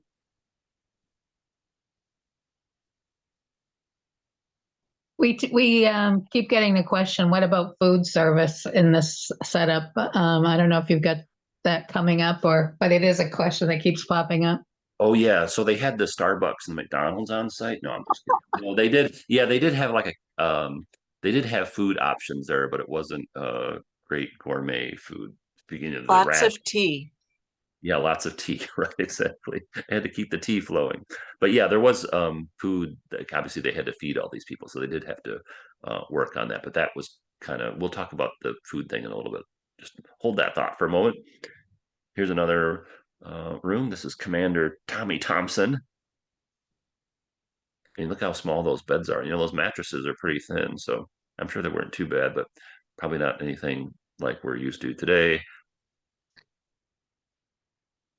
But at least he had his own private little workspace here with the desk and the phone, and the papers. And then here's another one.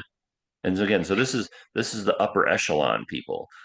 These aren't the regular workers, so to speak. These are the VIPs and their accommodations.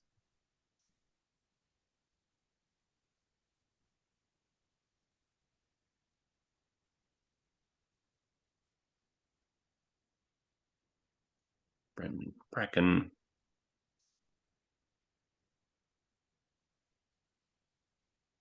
And most of the things you'll see here are original. So because what happened was after the war, they pretty much just sealed this up. And then many, many years went by and they said, oh, we should save this as a historical site. And so then they, converted into museums. So a lot of the stuff you're seeing for the most part was the items that were actually originally used by the people that lived and worked here.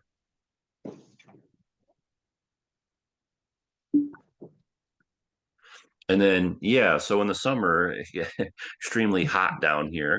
And there's all the cigarette and cigar smoke and the limited hygiene capabilities. And so, check out this really cool fan to keep the air circulating. And then, in the winter, it can be cold. So, look at this space heater, which I'm sure in the 1940s would have been state of the art.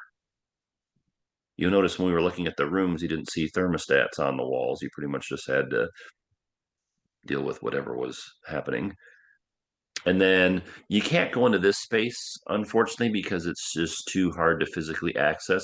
But down below here, there was another level. This was like just like a common barracks. It was kind of like maybe staying in a hostel or something. There's just all these bunk beds, and they weren't, for the most part, assigned to people. You would just, oh, I need to go sleep, and I'm going to go downstairs and then pick one of the beds and lay down and go to sleep on it. So those people, for the most part, didn't have any privacy whatsoever.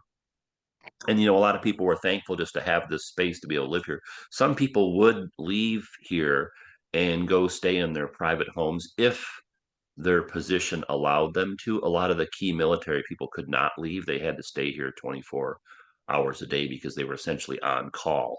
But some of the kind of average workers, so to speak, did have the option of leaving, but they really had to make that decision. Do I want to go see my family and stay with them?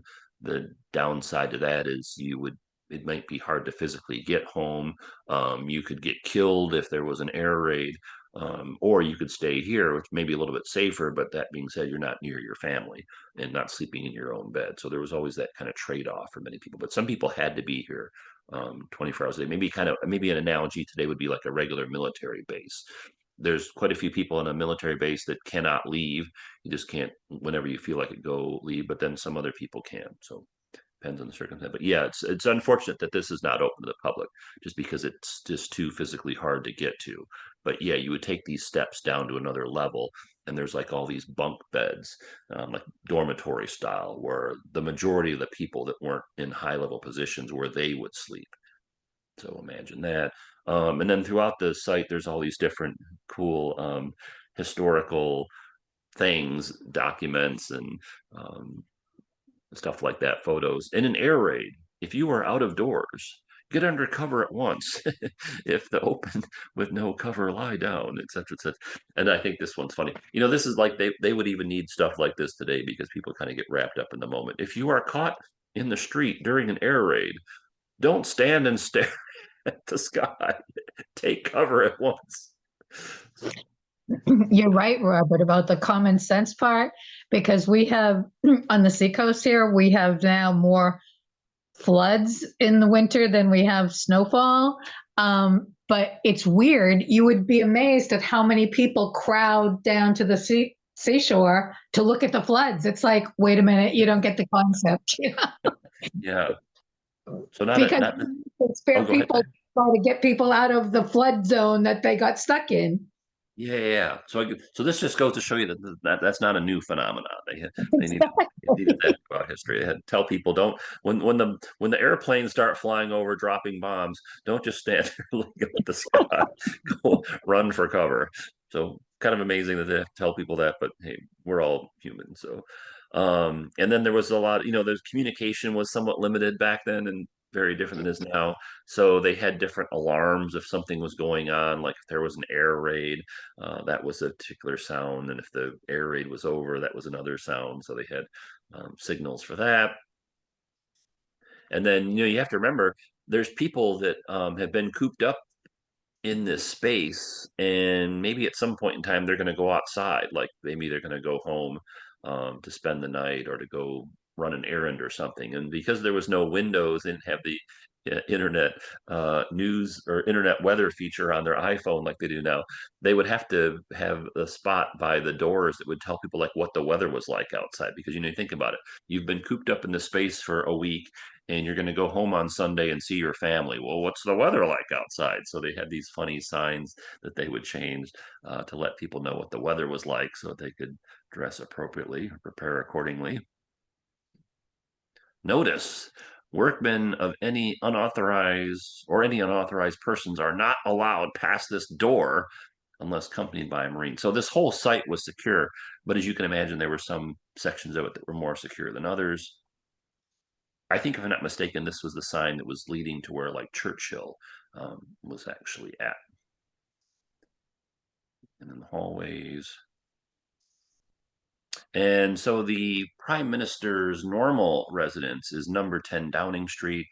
For Americans, this is kind of sort of like the White House, so to speak. Not exactly, but kind of sort of like. So this is the Prime Minister's residence. You frequently hear that term used, oh, number 10 Downing Street. It's kind of like saying, oh, the White House for British people. And Churchill, of course, was the Prime Minister. So he did visit number 10 Downing Street, but he didn't live there.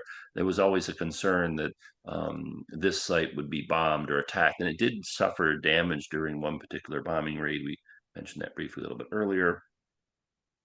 Here's some of the damage that was done. So this, Buckingham Palace did as well, too. what's that? Buckingham Palace did as well. Yeah, Buckingham Palace. Yeah, a lot of important sites. So this is why Churchill's not staying at number 10 Downing Street, because the thought was, well, if he's there, he's more likely to end up getting killed if there's a bombing raid. So that's why he's and many others are staying in the underground war rooms. That being said, they took the door off of number 10 Downing Street and put it on display in the museum. And door to number 10 Downing Street. Churchill first walked through this door as Prime Minister in May 1940. So a nice historical touch.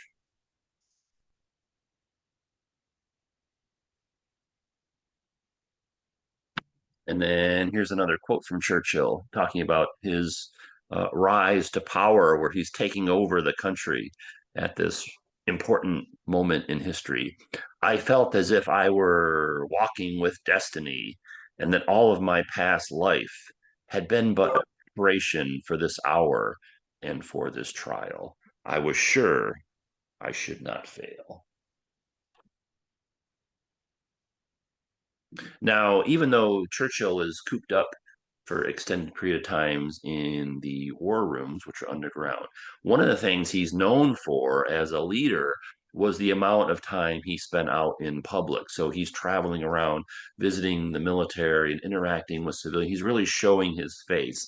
And that was one of the things that he was known for. It's like a great Churchill kind of leadership characteristic. I can think of this person that I worked for one time who was the president of the company I was employed with. And you never saw them. They were always in their office with the door closed. They never said hi to anybody for the most part. And I was like, gosh, this leader should study Churchill, because he was out in public all the time, interacting with people. He's inspecting the war damage and really raising the morale of the citizens, and showing his face and talking to people and all that kind of stuff. It's one of the things you could do a whole separate program on Churchill's leadership style. But there's just all these photos and video footage and news accounts of him touring the country and interacting with people. So while he was spending a lot of time in the war rooms, he was also out and about a great deal, much more so than most other leaders throughout history. The king and queen, though, did make a point of going to bomb sites. Yeah, they did as well. Yeah, it wasn't exclusive to him, but kind of like the management by walking around, they call it. Churchill was a real master of that. And then they have a lot of these war posters throughout the museum. Let us go forward together. Never was so much owned by so many to so few. And then, okay, we're talking about food. So this is Churchill's kitchen. So he had his own chef. Churchill was famously a foodie. He liked all different types of food. And so there was a chef there to make meals specifically for him, so that he can focus on running the war effort. And so, hey, look at this high-tech kitchen. Maybe some of you might recognize some of these appliances from your ancestors, maybe your parents or grandparents. But again, this would have been state of the art stuff back then. So the chef could make meals for Churchill and family, and maybe some other VIPs as needed. But for the most part, for him, the ice box, and the oven. You'll notice there's no microwave. On to much later, of course, but again, kind of interesting. It's funny when looking at these appliances and things is when you go to museum homes and stuff, or maybe your grandparents' basement or something like, oh yeah, I've seen something similar to that. That the stove in the house that I grew up in, the first stove I remember looked very much like one of these enameled ones. Oh yeah, wow. Stove, yeah. Yeah, the Prime Minister's kitchen, bread box, some sodas on the ground on the right.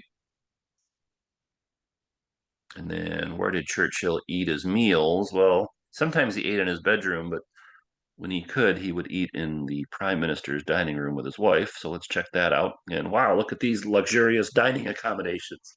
So this is where Winston and Clementine and perhaps maybe one or two guests would eat. Notice how plain the walls are. There is a little bit of art on the wall, so that was a nice touch. But yeah, very basic accommodations for eating. Not as basic as most of the workers, though. Yeah. Oh, yeah, yeah.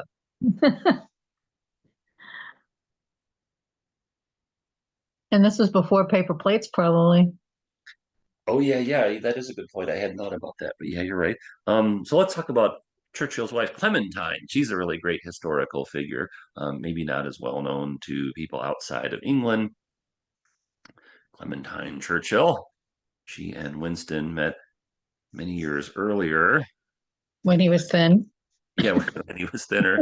Well, hey, we were all, it all happens as we get older. There's no kind of official photos of like their wedding. The kind of the whole wedding photography thing is kind of more of a recent development, so to speak. But these are photos from their wedding era. And then early photo of the two of them, and they're really a great match. Their personalities really clicked, and they really kind of complemented one another perfectly. So Winston and Clementine, and she really fascinating individual in her own right. And so she frequently would accompany Winston throughout his career, both during World War II and then also before and after. And a really fascinating lady, Clementine Churchill. And she's nicely portrayed in the movie that we'll be seeing a little bit later. I think that's one of the more deep portrayals of her in that movie. I was thinking that as you were showing these pictures. I'm pretty sure that's one of the best portrayals of her. Oh yeah, it's really, I really liked it a lot. I thought it was great. Yes. Now she had her own bedroom, and it's funny when you visit here, like, oh, why did she have her own bedroom? Was something going on? Was he having marital problems? Well, no, what happened was Churchill was known for working at all hours of the day and night. And he, like the other kind of key people we saw, he had an office with a bedroom and it was in the same space. And so because he's up at 3 o'clock in the morning working, she couldn't get a good night's sleep. So she had her own separate room that she could go to and spend the night there if she needed to get some rest or stuff, or have like her own private sitting room. Churchill would frequently meet people in his office/bedroom, and so that another reason for her to kind of want to have her separate space. But it was funny when I was going here, and I was overhearing people talk. Oh wow, why did she have her own bedroom? There must have had marital problems. Like, well, no, no, no, no, that's not the case at all. But anyway, even among world leaders, I mean, a lot of people don't realize that usually the first lady and the president have separate bedrooms. yeah, I mean, there's just privacy and stuff like maybe she wants to read a book and maybe he's on the telephone or having a meeting, or maybe she needs to get dressed or something. And yeah, I mean, when you see his office slash bedroom, you'll get more of an understanding of why she would need her own space. So She has that beautiful armchair too. Nice, comfortable. that's a really nice luxury. Probably the Oh, only upholstery in the place. Ellen says maybe he snores. Exactly. I mean, there's all kinds of reasons why Oh yeah. leaders would have separate rooms. Yeah, exactly. Okay, so this is his quote unquote bedroom, but it also doubled as an office. So here's his bed. Notice he's got the map right behind it. Um, and then some of the other objects. So they don't let you go in here, obviously, because people would be doing crazy stuff in here for social media purposes. But anyway, yeah, he's got the map behind the bed. And then off to the side here, there's an office. So, I mean, he would work in here as well as sleep in here. And he was known for keeping really kind of varied hours. He was a night owl, and he could work at any point in time during the day or night. And so, yeah, if he's in here and he's having people come in to meet with him, or if it's 4 o'clock in the morning and he's talking to someone on the phone or whatever, it would have been very hard for her to get any kind of sleep or privacy. But anyway, this is one of the more famous rooms in the site, Churchill's bedroom, which is also his private office. So this would kind of be to kind of use an American analogy, this would kind of be the equivalent of the president's bedroom combined with the president's Oval Office. I mean, yeah, he did have that other meeting room where he would meet like the chief of staff and stuff, but this was his private room. Got the space heater, the map above the bed. You see, there's a cigar right next to the bed. So very humble accommodations. But that being said, it's the nicest space. He's the prime minister after all. Even is that an emergency light next to the lamp? Like in case he has Oh, to. yeah, I believe so. Yeah. Yeah, this thing right here. Yeah, because I mean, the power could go out. Right. Issues. They're under attack. More maps on the walls.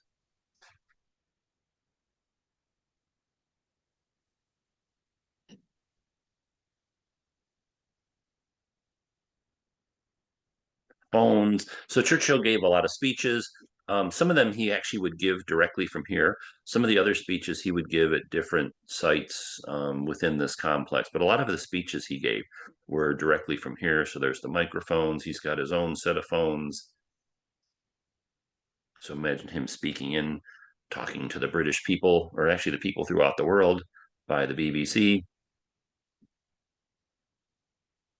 And then he's got some books and papers and inkwells and stuff. So if you get a chance to watch the movie later, Darkest Hour, the speeches play a somewhat important role in the movie. So you can be on the lookout for that. And he would have gave many of those from this site.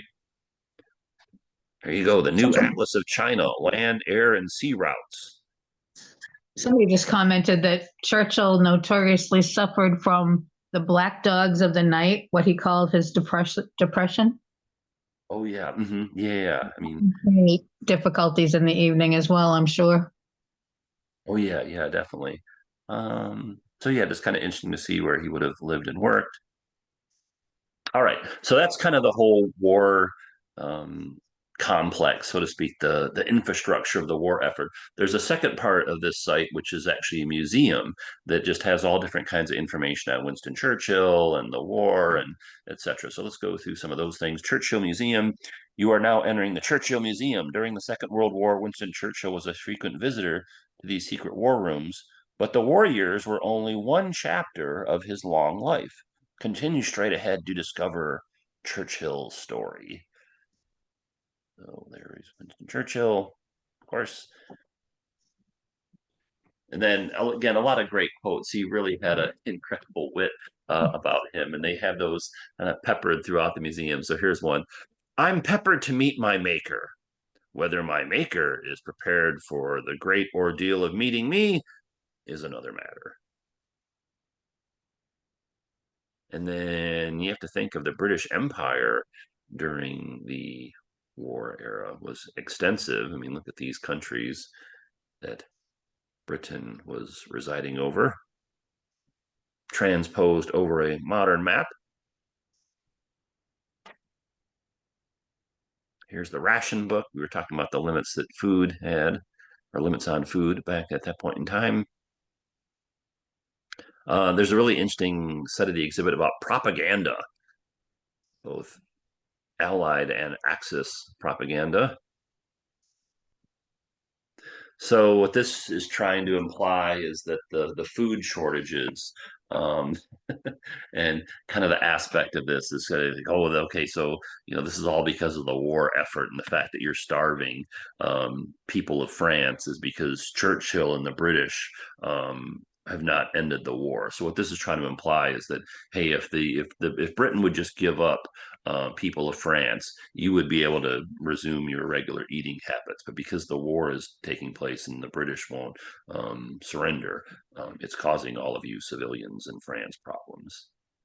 And then here's another one that's kind of mocking the fact that Churchill was, under attack, so to speak. So again, this is German propaganda. And then, of course, there's information coming out from the British. So some war posters. And then some of these things were like public service announcements. Keep mum, she's not so dumb. Careless talk costs lives. So I guess the implication here is this beautiful young woman is perhaps trying to get military secrets out of these three guys. So you should. And we had loose lips sink ships. Yeah, loose lips sink ships, exactly. Or how about this one? Better potluck with Churchill today than humble pie under Hitler tomorrow. Don't waste food. Several interesting points have been made about the whole rationing thing. One is that that a lot of women were recruited to work on farms, and I forget what the person said they were called, but there was a name for these women who actually volunteered to work on farms, and also that because of its former empire status and even current at that time, the land girls, as Deborah saying. But yeah, a lot of their food production was from the colonies. So that's obviously why the Germans spent so much effort attacking shipping lines and things like that, and trying to cut off these various areas where the food was grown. Yeah, it's really amazing how all this stuff is kind of interrelated. You tend to think of wars as like battles and military and stuff, but there's so many other aspects to it. All right, here you go. Women of Britain come into the factories. Somebody's saying there's actually a good British series called Land Girls on that whole era. Oh yeah, I'm not familiar with that, but thanks for mentioning that. Land Girls, let's check that out. Thank you very much. Appreciate that.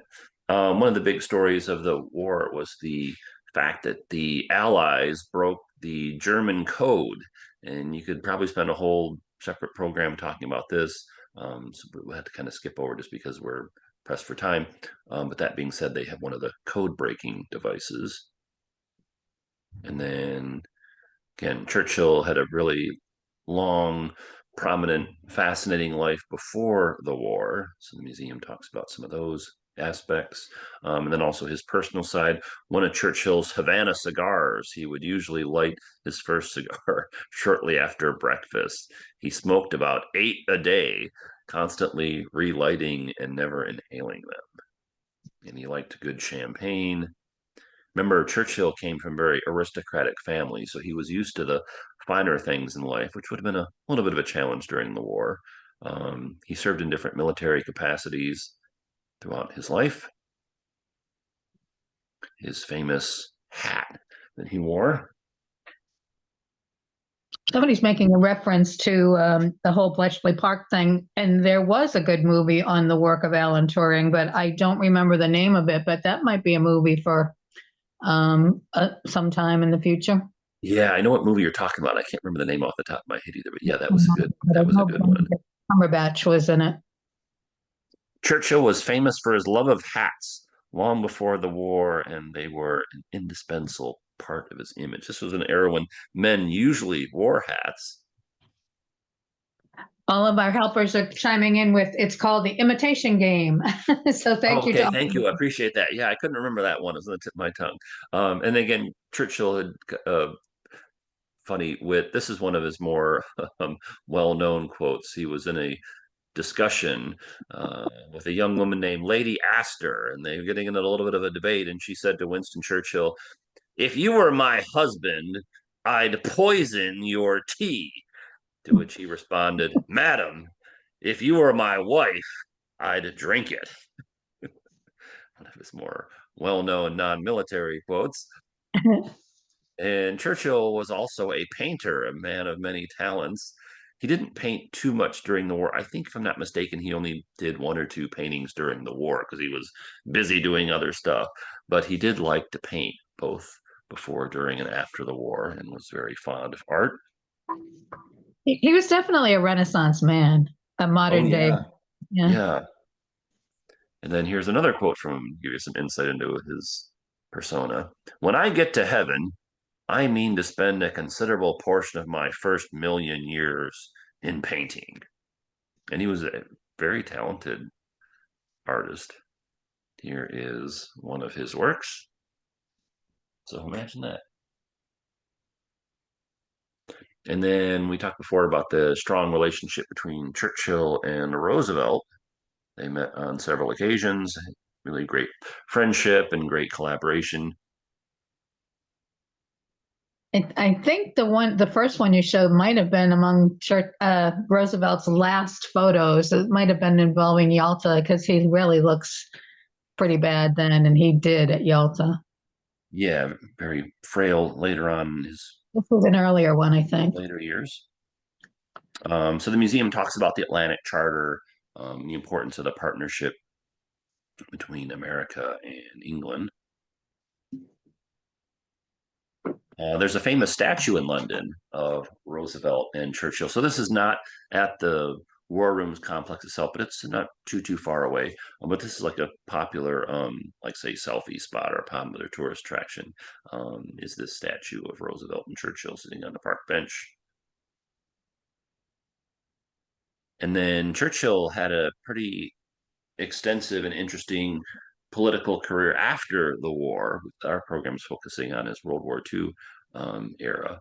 Now, on the other side, they're facing off against Hitler, and he had his own war bunker headquarters complex beneath the streets of Berlin. It was destroyed during the war.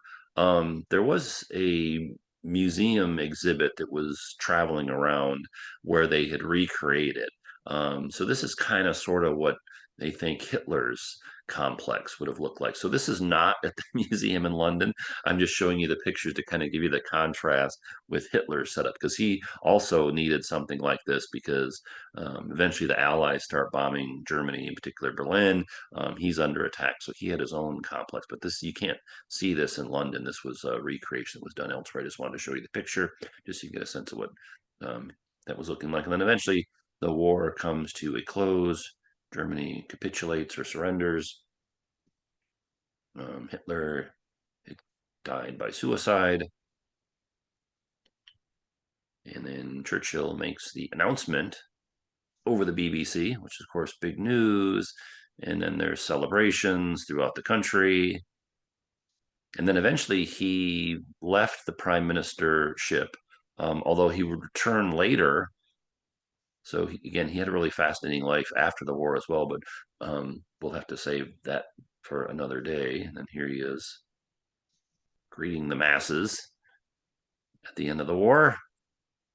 And you've got Queen Elizabeth Sr., King George, Winston, King George VI, and Margaret. Oh, thank you. I appreciate that. Yeah. And this is even today, they still frequently use this site for kind of important um, events, like, say, a wedding or something like that. And then eventually Winston Churchill passed away. We are having the program this time because it was his 150th birthday last year. He passed away on January 24th, 1965. And of course, his funeral was a big event in London.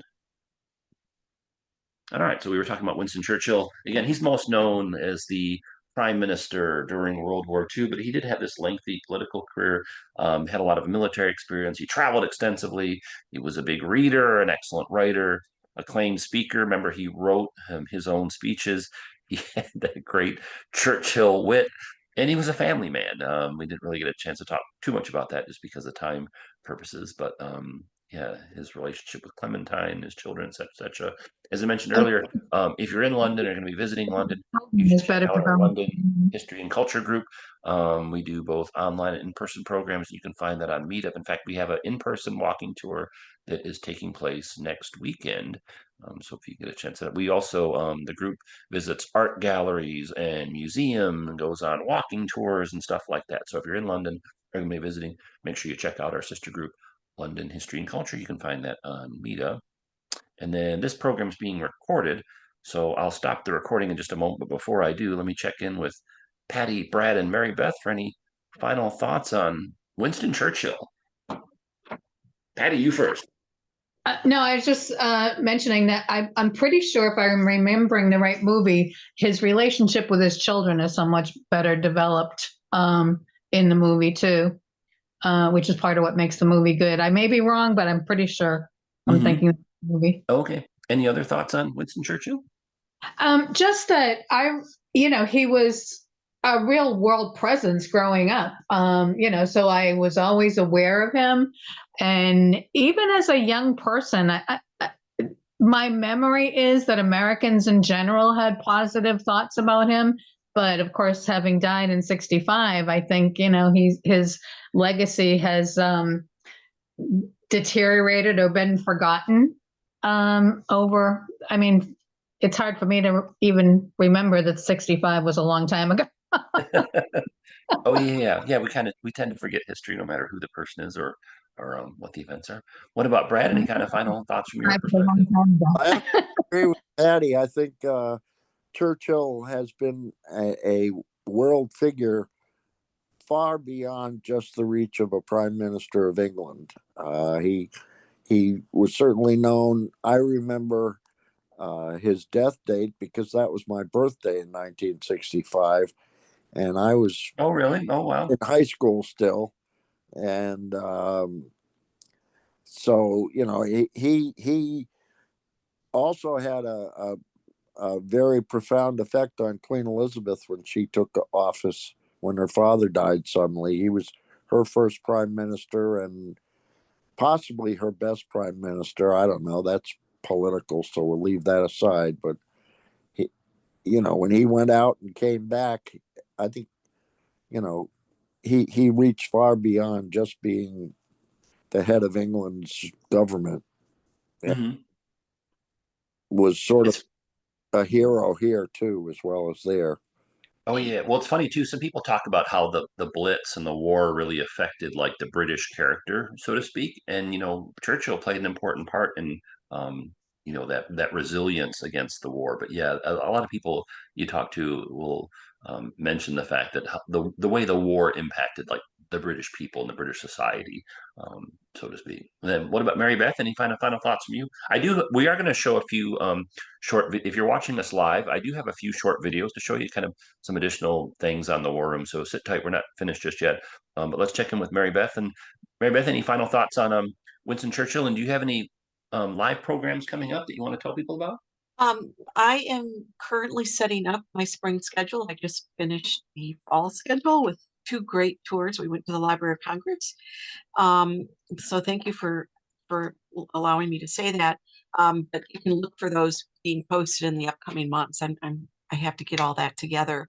But with respect to Churchill, I think, at least for me, I've come to appreciate him in what he did to save democracy during World War II. And I know he had a rough time politically after the war because people wanted to be done with the war and be done with Churchill.